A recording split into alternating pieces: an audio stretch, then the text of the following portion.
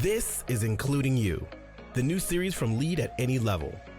Including You features stories from chief diversity officers and other executives who are creating inclusive cultures in their organizations. Our goal is to show what's working in companies just like yours, to give you the tools you need to keep pushing for progress in your own workplace. We want to create belonging and opportunity for everyone, including you. And now here's your host, Amy C. Waninger. Welcome back to Including You. I'm your host, Amy C. Waninger, the Inclusion Catalyst. My guest today is Dr. Ana Maria Lopez Caldwell. She's a certified professional coach and a social scientist, fellowship and scholarship winning Latina immigrant with over 15 years of global experience in inclusive leadership. She's the founder of Dr. Ana María LC, where she helps leaders who want to work toward inclusion in an authentic and empowered way. She also works as a consultant for Hyphens and Spaces with Samira Abdul Karim, who was a recent guest on this show. Dr. Ana Maria, welcome to the show. Amy, thank you so much for having me. I'm very excited to have this conversation today. I am excited to talk to you. Now, I told you that we're going to jump right into questions, but I want to go back to your PhD and what you studied, what your doctorate is in. Can you share that with my listeners? Because I found this absolutely fascinating. Yeah, absolutely. So I have a PhD in Latin American Studies, and I research the socioeconomic stratification system in Colombia. And I was particularly interested in the concept of symbolic boundaries and ways essentially in which society, particularly in this case, in which Colombian society categorized people and decided who belonged and who did not belong. So that research actually was super helpful in terms of informing a lot of my priorities now that I work as a consultant and coach, because that question around belonging continues to be so central and so important to people's satisfaction at the workplace and people's ability to feel authentic and be able to be their full self. So that PhD experience was just a really amazing opportunity to learn and to be trained in a very formal way. And while being in this ivory tower of education where I am in many ways following all of the societal norms and like jumping all of the hoops that are expected, I was doing it with a very intentional lens to see, okay, how can I center and uplift and highlight the sources of knowledge that are usually on the margins? What does academia deem to be legitimate, and how can I find what may not be as legitimate and bring it to the center through this voice that I have and the privilege that I have as a PhD student? So that was a great experience for sure. Thanks for your question. Of course, I would imagine that those boundaries and norms are easier to see when we're outside of the system and much harder to see when we're inside. Has that been your experience? That is a great observation. And I would say absolutely, because actually we were facilitating a conversation and my co-facilitator brought up this example. And I think it really applies to your observation here. It's like being a fish in the water or being a human walking around on Earth, where we need oxygen to survive, but we're not thinking about that oxygen. We're just going around about our business. But the moment we don't have that oxygen, that becomes like really apparent, and that's something really obvious to us. Or if we're a fish out of the water, same concept. So absolutely, if you're in a space where you belong and your identity is not being questioned, then you may not be necessarily conscious about some of those privileges that you have. And when the opposite is happening, you're in a different position where that actually becomes a roadblock for you to be able to achieve your goals, for you to be able to connect, etc. And now that becomes something more urgent, more pressing, more obvious in your life. And you use your studies and your experience and all of this in your coaching and consulting practice, I understand. And you work with a lot of C-suite leaders and a lot of Latino leaders as well at different levels of organizations, specifically leaders who are trying to connect better with the people that they lead and the people that they serve. Can you talk a little bit about your work? Yeah, absolutely. So one of the recurring clients that I get are folks who are well-intentioned, they're thinking about their own identities, and they are in positions of power, making really difficult decisions in moments where there's this zero-sum game in terms of resources, time, so many priorities competing against each other. And leaders may sometimes feel isolated, or they may not be seeing eye to eye with some of their colleagues and feeling a little bit disenfranchised as their leadership goes on.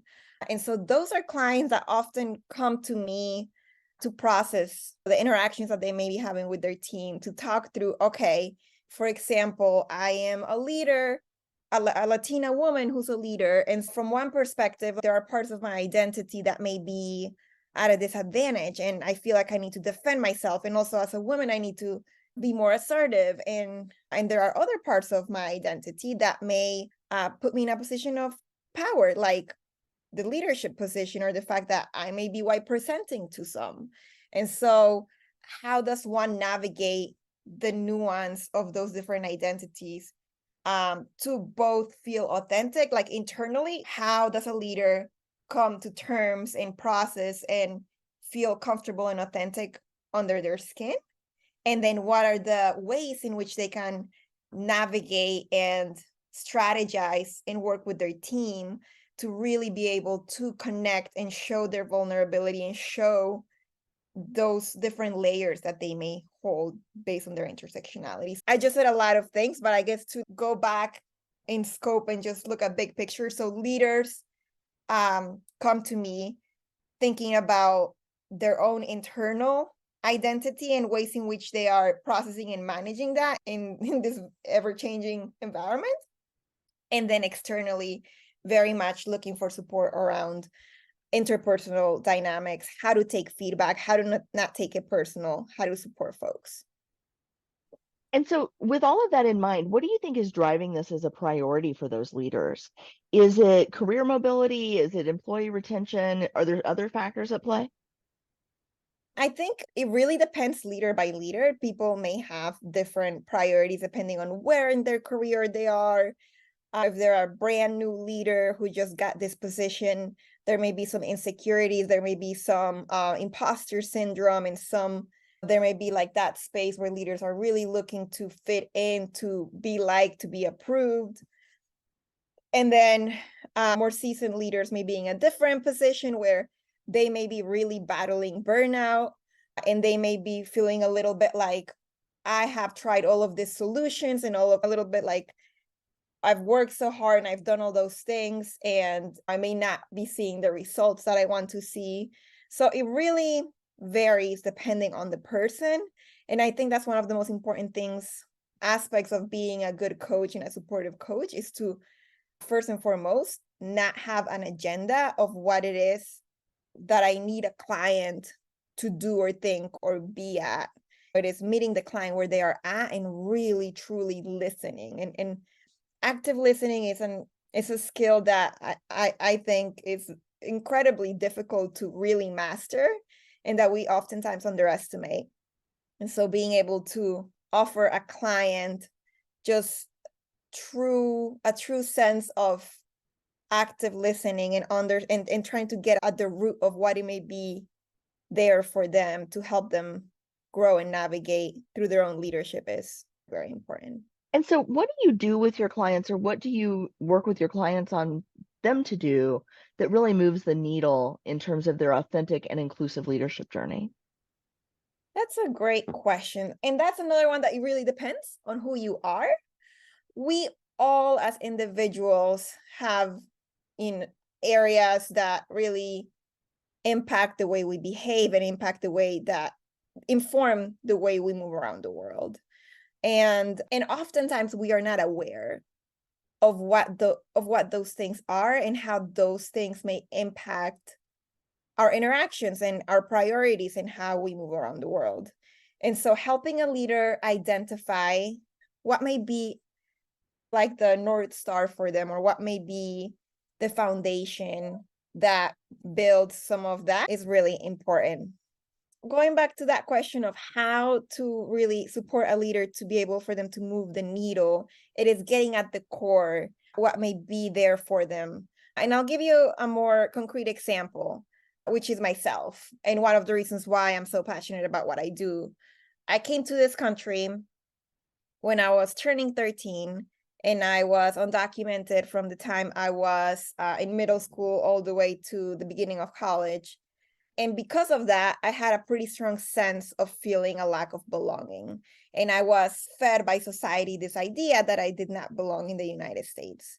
And because of that, part of my survival mechanism was to work really hard, was to try to assimilate to the culture, was to prove to other people that I got it, that I'm good and I deserve to be here. And because of that, that's part of the reason why I was able to get full scholarships in all the programs that I attended and get a PhD and become an executive director and all of these things. There was a lot of internal motivations. And I think that idea of not belonging and that idea of having to prove myself really exacerbated and impacted some of my actions and some of like my feelings around my interactions with people. But I was going around the world doing these things, not conscious that I was a driver. And through therapy, which I recommend to all of the listeners here in the show, I was able to figure that out. My therapist pointed that out for me. And when she did that, my entire outlook on my leadership and the way I engage in the United States completely changed. And it helped me unlearn a lot of things, become more authentic, and be able to show up in the workplace, show up as a leader in a way that I wasn't able to do so before because I wasn't liberated and I was not in a place that I recognize why. And so that would be a more concrete example of the type of transformational work that I support executives on. We all have something that may be driving us to behave a certain way. And so figuring that out is a big part of the support that I can offer. It's funny that you mentioned that because for years, I thought we went to therapy to fix what was wrong with us. And it's only very recently that I've learned we go to therapy to understand why we do what we do. And that's really the whole point of it, is just to figure that out. And it's that self-awareness that then allows us to be more authentic and more intentional about how we behave, how we respond, how we relate to other people. And as leaders, the more self-aware we are, the more other aware we can be. Is that true? That's absolutely true. And that really will have an impact on your emotional intelligence in the way that you have more empathy for your employees and you begin to pick up on how folks may be dealing with different issues that may have to do with their identity or may have to do with something else. But as a leader, being in touch with that is super important. And Amy, I'm so glad you brought up this idea of therapy and your thoughts on that. I would want to add another layer there, which is as an executive coach, people often ask, what's the difference between therapy and a coach? And one easy way to think about it is therapy a lot of times focuses on looking at the past and unpacking and processing traumas. And I am not a therapist, so I'm sure that there is also a more wholesome definition for therapy. And then when it comes to executive coaching, we are looking at identifying where you are at now. What are some of your roadblocks? What are your goals moving forward? And really focusing on action and ways in which, like yourself and your motivations and who you are may be stopping you or maybe preventing you from some goals that you really want for yourself. And so it's more focused on the present and moving towards the future. Thank you for that clarification, because that is a question that comes up a lot when I talk to people in this space. And it's a question that I always ask because people have slightly different definitions or slightly different nuances in the way they explain it. And that was helpful. Thank you. Of course. I'm curious, what results do your clients see when they work with you? How do you know what you're doing is working for them? Yeah, that is a great question. Feedback. Clients will, and I will add something else. There is executive coaching and I also do consulting. So that looks a little bit different. And so measuring those results look a little bit different. When I am working as a consultant, folks are oftentimes looking for additional projects. So that's one way in which I measure success in terms of our engagement with folks. They're saying, okay, thank you for this contract. Here's this other thing, and we think you'll be great for doing that. So that's one way, like recurring clients, really important. In terms of outcomes for the clients themselves, we aim, and so when I think about both coaching and consulting, is that I am offering and providing tools for folks that go beyond me solving an issue for them, and rather supporting them in their own journey for them to make the decisions themselves and grow themselves. So it is very much, and I'm just going to talk about coaching because it could get blurry in terms of outcomes. So let's just focus on coaching. So for coaching, it is very much about a client at the end of an engagement having been able to say, okay, I set out to do this goal, or like when I hired you, I really wanted to work on feeling liberated as a coach, as a leader, for example, or whatever it is that their goal may be.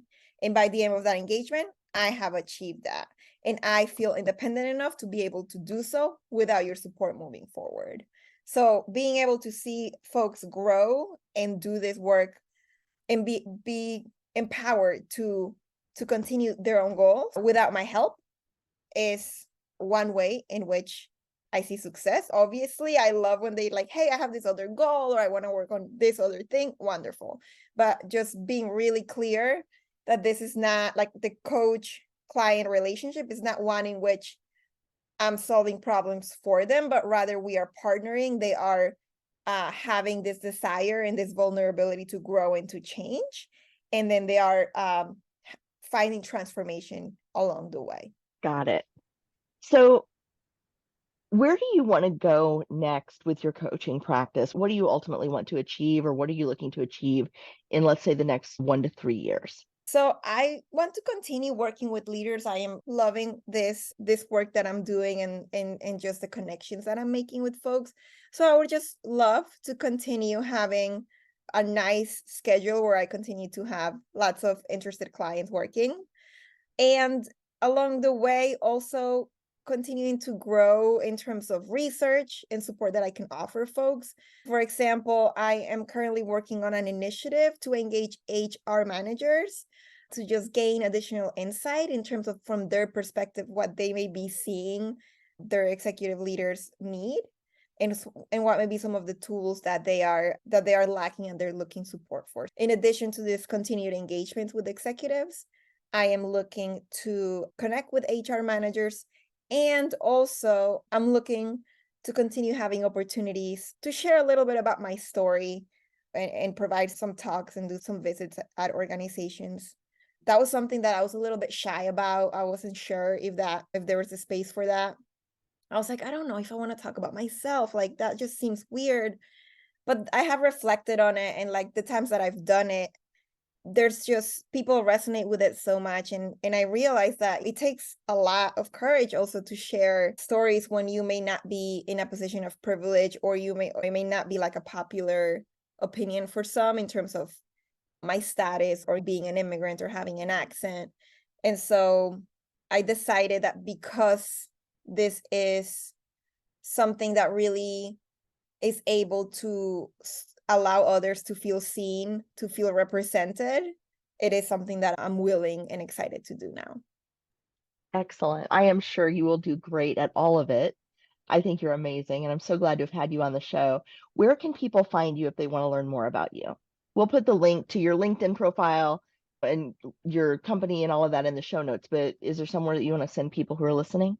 Yeah, go to that LinkedIn. There is a link tree there that will send you to all of the ways in which you can connect with me, including a consultation call. So you could just go ahead and book me, and we could just chat and learn about what it is that you need and figure out if there is a fit. Please feel free to reach out, connect with me on LinkedIn as well. Great. Thank you, Dr. Ana Maria. I'm so glad to have talked to you. Thank you, Amy. This was so fun. If you've enjoyed this episode, follow Lead at Any Level on LinkedIn and YouTube. Then join us for Including You video simulcast every Thursday at noon Eastern. Including You can also be enjoyed each week as part of the Living Corporate audio podcast series, available on all major podcast platforms. Learn more at living-corporate.com. Including You is brought to you in part by Lead at Any Level, a boutique training and consulting firm improving employee engagement and retention for companies that promote from within. Lead at Any Level. Leaders can be anywhere and should be everywhere. Learn more at leadatanylevel.com. Lead at Any Level and its logo are registered trademarks of Lead at Any Level LLC. The views and opinions of guests on our show do not necessarily reflect the positions of Lead at Any Level, Living Corporate, or the sponsors of Including You. That's it for this week's episode of Including You. If you enjoyed this episode, be sure to like and subscribe wherever you get your podcasts. And don't forget to leave us a review or some comments to let us know what you thought of the episode and help others find us as well. Be sure to join me next week when my guest will be Dr. Suzanne Wertheim, author of The Inclusive Language Field Guide.